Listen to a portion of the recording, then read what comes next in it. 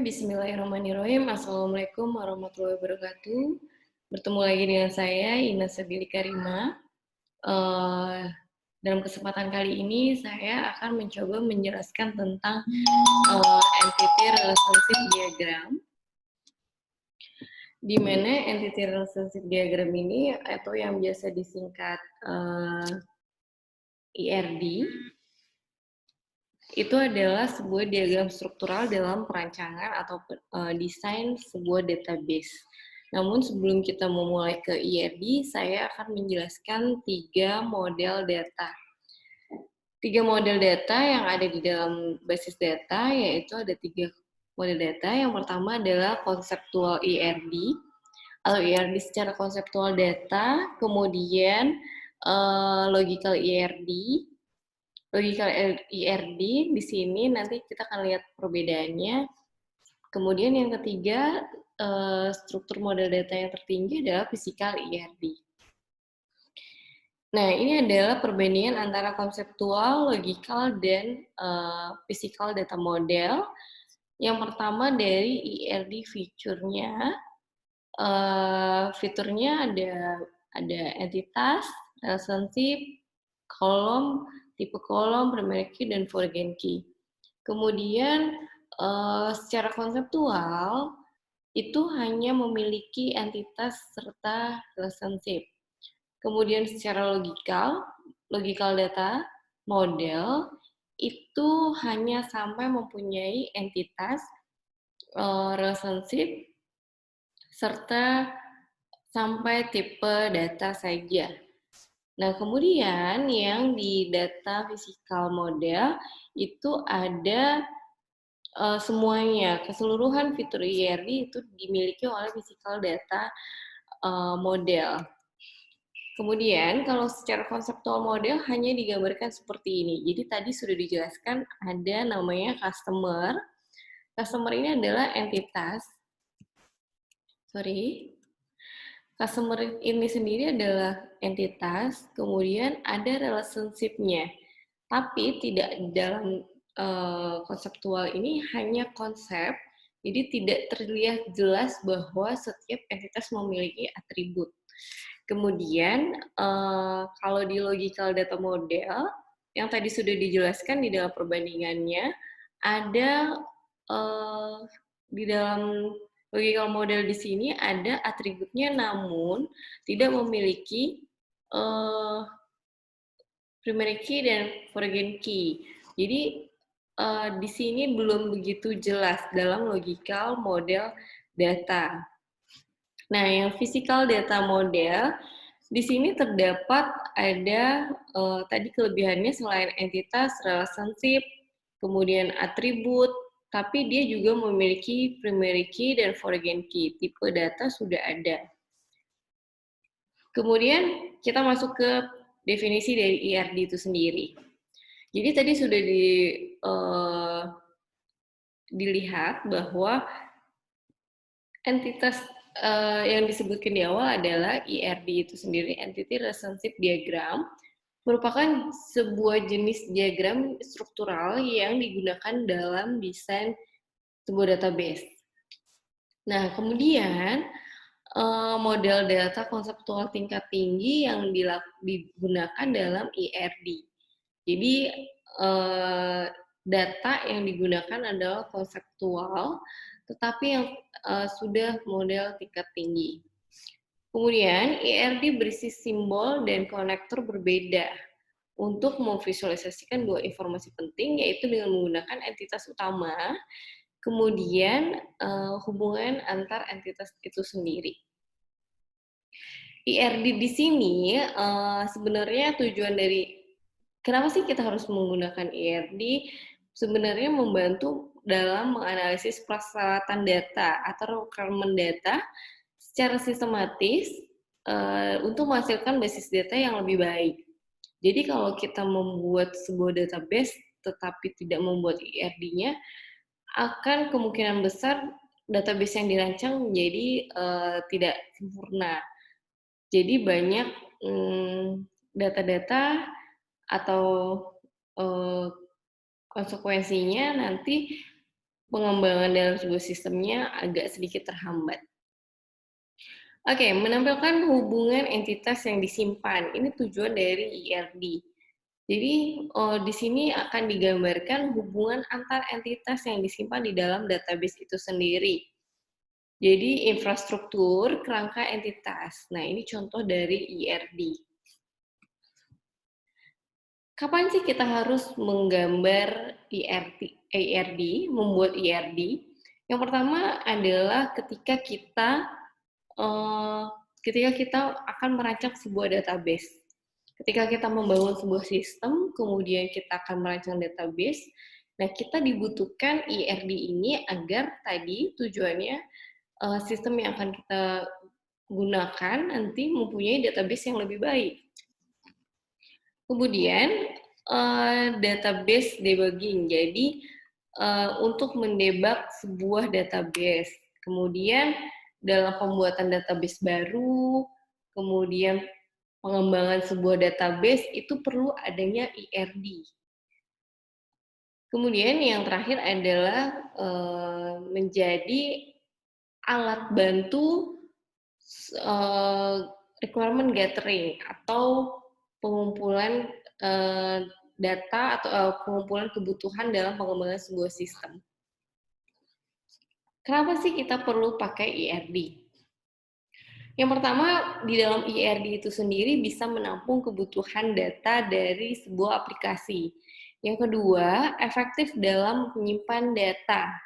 Jadi kalau kita mempunyai IRD, kita bisa lebih efektif dan lebih efisien dalam mengambil data karena sudah terstruktur. Nah, komponen yang penting di dalam IRD itu sendiri ada 3.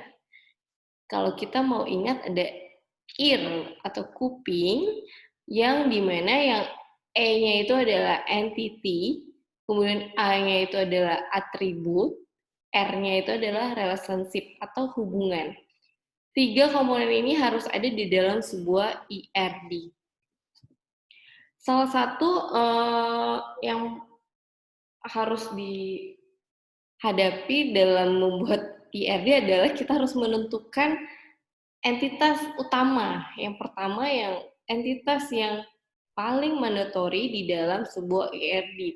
Apa sih entitas itu? Entitas itu bisa ada orang, di sini contohnya adalah siswa, objek, misalnya faktur, konsep, misalnya profil, peristiwa, misalnya sebuah transaksi.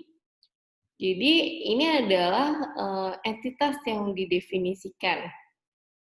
Di dalam IRD, entitas sering digunakan sebagai table, sering disebut sebagai table, tapi sebenarnya itu sama. Kemudian contoh dari entitas tadi ada siswa, kemudian ada guru, itu entitas. Entitas atribut. Jadi di sini atribut yang dimaksud adalah properti atau karakteristik dari entitas yang ada, yang disimpannya. Jadi juga dikenal sebagai kolom.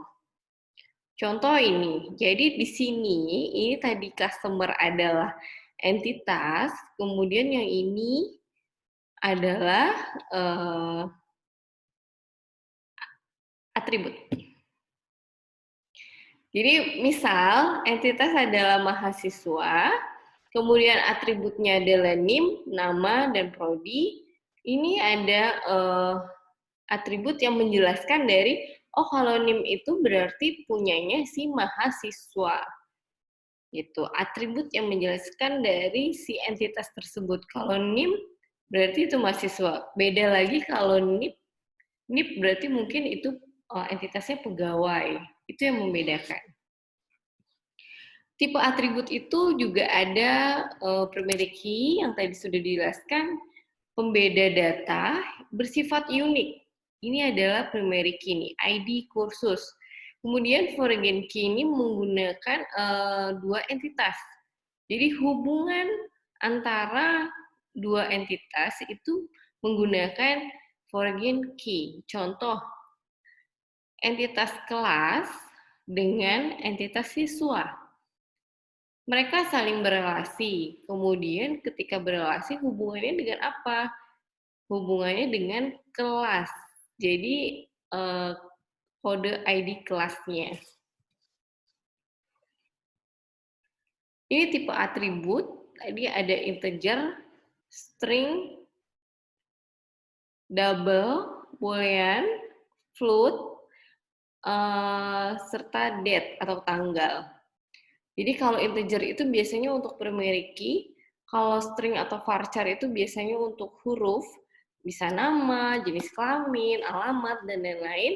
Kalau yang ada nominalnya, yaitu biasanya pakai double. Kemudian boolean itu untuk pernyataan true atau false. Kemudian kalau float itu ada desimal, jadi ada separator di sini. Kemudian kalau date atau tanggal, formatnya di dalam basis data biasanya YYY, MM, dan DD. Di mana ini adalah format utama ketika pengembangan sistem membutuhkan format yang DDD, MM, YYY, itu akan menggunakan algoritma tertentu di dalam pemrograman sebuah sistemnya. Jadi yang diubah adalah di pemrogramannya, ada algoritmanya, tidak di database-nya. Kemudian relationship. Tadi sudah ada dua, ada entitas, ada atribut, dan yang ketiga adalah relationship atau hubungan. Hubungan antara dua entitas menandakan bahwa kedua entitas tersebut saling terkait satu sama lain. Jadi ada kaitannya antar dua entitas tersebut. Kaitan di sini itu akan digambarkan dengan kardinalitas. Jadi kardinalitas yang di sini mendefinisikan bagaimana kemungkinan jumlah kejadian dalam satu entitas yang dikaitkan dengan jumlah kejadian di entitas lain itu saling berkaitan. Contoh hubungan dalam kardinalitas ada 3, one-to-one, one-to-many, dan many-to-many. Itu ada 3 kardinalitas. One-to-many, one-to-many. Jadi satu ke banyak ya, satu ke banyak. Jadi kalau ditanya, ini entitasnya ada mother sama ada children. Jadi entitas one to many-nya gimana? Kardinalitasnya satu ibu kemungkinan punya banyak anak. Ya, satu ibu bisa punya banyak anak. Itu hubungan one to many. Kemudian ada contoh lain, entitas departemen sama student, di mana satu departemen bisa mempunyai banyak student. Jadi satu departemen bisa mempunyai banyak student. One-to-one cardinality. Jadi di sini ada contohnya. Salah satu contohnya adalah husband dan wife. Jadi satu suami mempunyai satu istri. Ya, satu suami mempunyai satu istri. Secara idealis. Kemudian ada contoh lain. Contoh lain adalah user, entitas user. Ini teman-teman bisa lihat entitas user berhubungan atau mempunyai hubungan dengan user profile. Jadi satu user mempunyai hanya satu user profile. Oke, jadi itu hubungan dari one to one. Many to many. Jadi many to many di sini adalah hubungan dari banyak ke banyak. Seperti apa contohnya? Banyak ke banyak. Banyak video dalam rental video itu bisa dipinjam oleh banyak customer. Biasanya akan dilambangkan seperti ini.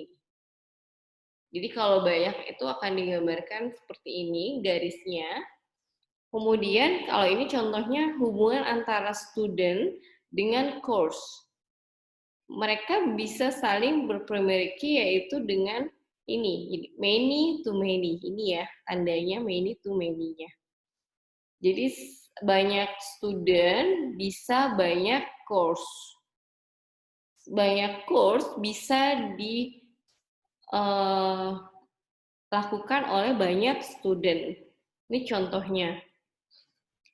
Sekarang teman-teman bagaimana sih kita mau menggambarkan sebuah IRD? Yang pertama kita harus mempropose IRD itu akan seperti apa. Jadi dari sistemnya itu akan jelas bagaimana skupnya, skup dari modelnya. Model sebuah sistem ada ruang lingkup. Jadi ruang lingkup kita mau sampai mana sistem tersebut? Apakah kompleksitasnya besar ataukah kecil? Kemudian kita pertama menggambarkan entitas. Yang paling pertama adalah entitas. Kita tentukan satu entitas, kemudian beberapa entitas utama, kemudian property of entitas di sini adalah atribut ya teman-teman. Jadi atribut yang ada di sini itu bisa kita gambarkan yang paling utama, kemudian setelah itu yang paling utama lagi kita gambarkan hubungannya atau relationship-nya. Jadi kalau kita mau menggambarkan sebuah IRD, yang pertama ruang lingkup, bagaimana apa saja yang akan dilakukan si sistem tersebut. Yang pertama itu akan dari tahap analisis, kemudian di tahap data analisis, yaitu kita bisa gambarkan dari IRD. Data analisis di sini kita tadi entitas, atribut di sini, kemudian ada relationship. Ya, relationship pastinya dengan cardinality, one to one to many to many, itu adalah contoh dari relationship. Ini adalah salah satu contoh dari movie rental system IRD-nya. Jadi ini banyak sekali kalau kita jelaskan movie rental system secara bisnis proses itu sebenarnya menggambarkan bagaimana kita penyewaan sebuah film, ya, penyewaan sebuah CD film di mana ada proses sewa, penyewaan, kemudian ada customer yang paling penting. Ini salah satu contoh customer ke rental. Kalau teman-teman tahu, ini customer mempunyai atributnya apa saja, ada ID dengan tipe data integer, kemudian panjangnya 10. Kemudian ada address ID, integer, dengan panjangnya 10, ada address column, kemudian ada first name, last name, email, aktif atau tidak, kemudian create date, last update. Jadi ini contohnya berrelasi dengan entitas apa? Rental. Rental di sini ada atributnya, ada ID, ada staff ID, customer ID, inventory ID, rental date, return date, dan last update. Ya, jadi ini ada peminjaman. Kemudian di sini integernya adalah 10 panjangnya. The integer, ini tipe datanya ya teman-teman. Kemudian kalau N di sini adalah bagaimana N tersebut atau kolom tersebut boleh tidak diisi. Null label namanya. Null label di dalam ini. Kemudian kalau yang tidak ada N-nya itu wajib diisi ya teman-teman dalam kolom. Nah, kita kembali lagi ke relationship. Bagaimana si customer berhubungan atau hubungannya customer hubungan dengan rental. Kalau kita lihat ini dari gambar cardinality-nya adalah one to many. One to many-nya seperti apa? Satu customer tadi bisa meminjam banyak merental banyak produk, ya. Jadi merental banyak film. Maksud produk di sini adalah film. Kenapa? Karena movie rental system. Jadi yang dilakukan adalah si customer hubungannya bisa melakukan peminjaman, beberapa peminjaman. Oke, ini adalah salah satu contoh dari IRD, Movie Rental System. Kemudian ada contoh lagi. Contoh di sini ada loan system. Loan system di sini, teman-teman, adalah sistem peminjaman. Ya, kalau peminjaman berarti ada request loan atau request peminjaman. Ada peminjam, peminjam itu siapa? Jadi satu peminjam bisa punya banyak pinjaman. Ini one to many. Ya, seperti itu. Ini banyak lagi contohnya online shop, produk line, jadi ini produk, ini customer, entitasnya, kemudian customer berhubungan dengan order. Satu customer bisa banyak orderan, bisa banyak order atau pesanan, jadi berkaitannya dengan foreign key-nya apa sih? Customer ID. Oke, sampai di sini mudah-mudahan teman-teman paham bagaimana itu IRD. Kemudian selanjutnya